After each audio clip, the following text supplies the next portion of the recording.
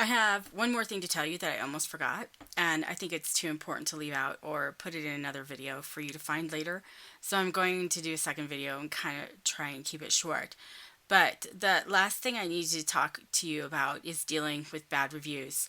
And I think this is really important because it goes back to the little happiness lecture that I gave you in step 2 of the pre-order. And I think I have a pretty unique view.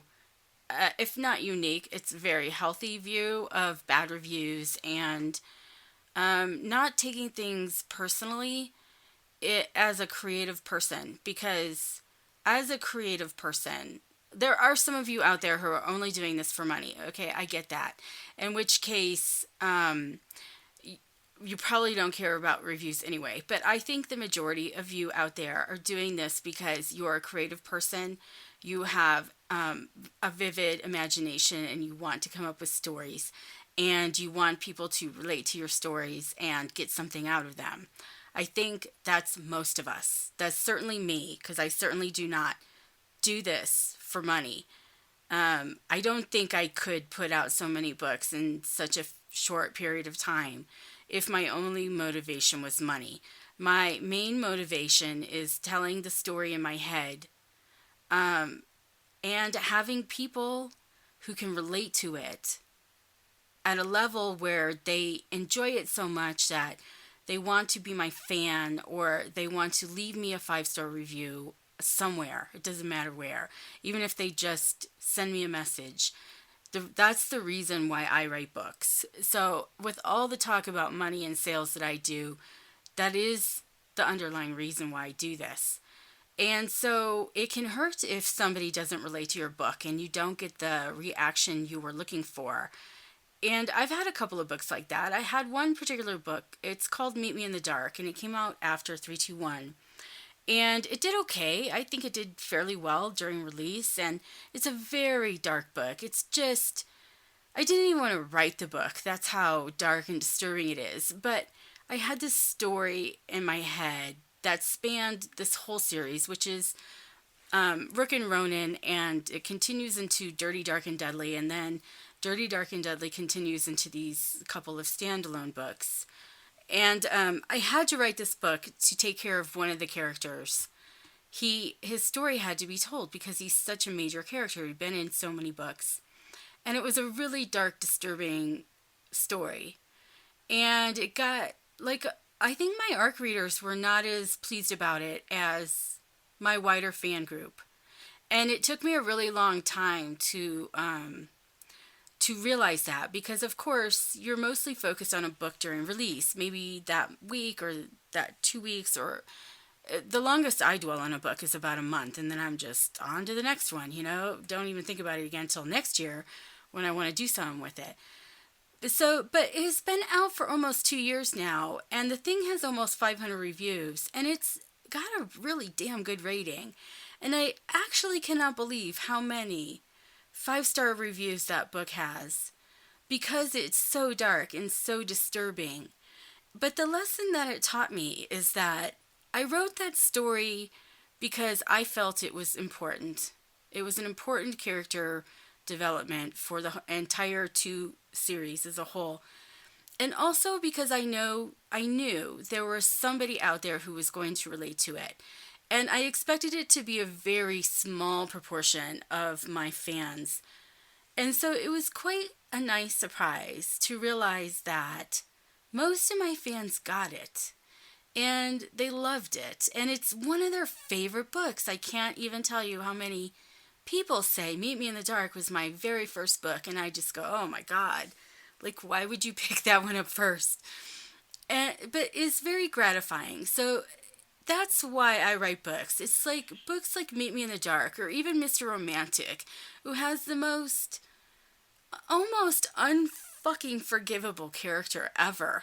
Mr. Romantic, right? He's just, I have no excuse for him. But his story had to be written, and so I wrote it. And I got a lot of 1 stars for that one. But I don't care. And I want to tell you why I don't care. The reason I don't care is because I wrote that book for somebody, and if you didn't like it, I didn't write it for you. So your opinion doesn't matter. Okay? I think you need to understand that as an author, that you're writing this book hopefully for yourself, but also for somebody like yourself who gets the message underneath.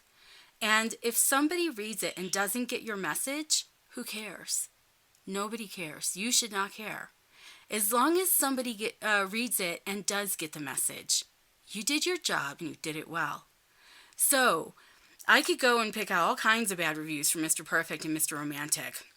Because believe me, I have my own fan club of haters. These cunty bitches are like the best haters in the world. They are so faithful to me, it's unbelievable. So they absolutely showed up for those two books. But the reason it doesn't bother me is because of all the other people who showed up and said they got it. You know?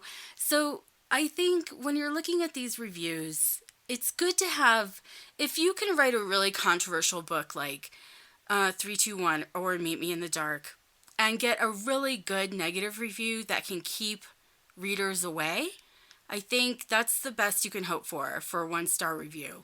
Like 321 has a really great 1-star review on Goodreads, and it's just this bitch is just rambling on and on about all kinds of things. Like I have never read the entire review, but it's epic. And it probably sold 20,000 books, okay? At least 20,000 people saw that review on Goodreads and went and one-clicked my book because she wanted to be a cunty bitch that day. So who cares if you get a 1-star review? As long as you're reaching somebody, and that is your reason for writing, you did your job and you did it well. So I think that's very, very important because this business can tear you down. And if you believe every 1-star review you get, you will go crazy and get depressed. So don't even look at them. I wouldn't even look at them. If you are happy with your story, don't even look at them. Now, if you are lacking skill sets in writing, then I think you can get a lot out of a negative review that can help you. But I personally, not to brag, I'm not lacking in skill sets for writing, okay? I have a pretty good handle on how I do it, and I don't need anybody's advice, which is why I don't use beta readers. Nobody reads my book but me and my editor, and then I give it to the ARC readers and push publish. That's how I work.